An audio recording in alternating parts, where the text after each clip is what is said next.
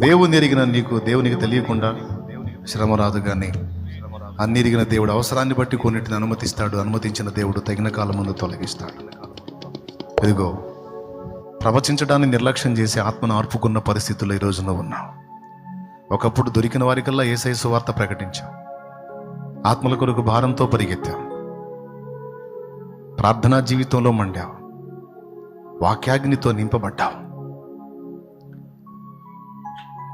శ్రమలో దేవుని మహిమపరిచాం. కానీ ఈరోజు తేడాపడ్డావు, చల్లారావు, పాపానికి చేరువవుతున్నావు. సరి చేసుకో. దేవుడు స్పష్టంగా తన వాక్కుని ఈరోజు నీకు అందించున్నాడు. ఆత్మను ఆర్పొద్దు, ప్రవచించుటను నిర్లక్ష్యం చేయొద్దు, కృపావరమును ప్రజ్వలింపచేయి. నేను నీకు కొన్ని సామర్థ్యాలు ఇచ్చాను, నేను నీకు కొన్ని బలాలు ఇచ్చాను. ఆ బలము, ఆ సామర్థ్యము ఆత్మల రక్షణ కొరకు నా పనిలో నువ్వు వాడాలి. నా కొరకు నువ్వు వాడబడాలి. నీవెదుర్కొంటున్న పరిస్థితుల గురించి భయపడవద్దు. వాటిని నేనే చక్కదిద్దుతాను.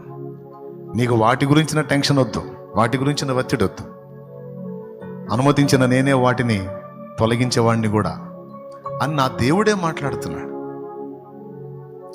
కాబట్టి ఇక నీ విషయం నువ్వు ఎలా ఆలోచించుకుంటున్నావో నిర్ణయం నీదే.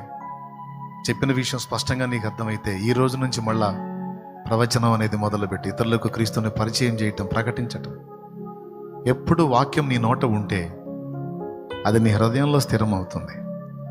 పాపం చేయకుండా ఆపుతుంది, దిగజారకుండా ఆపుతుంది, అశాంతికి లోనవ్వకుండా వాక్యం ఆపుతుంది. ఎంత మేలో తెలుసా? కాబట్టి నేను చెప్పింది సాధన చేయండి.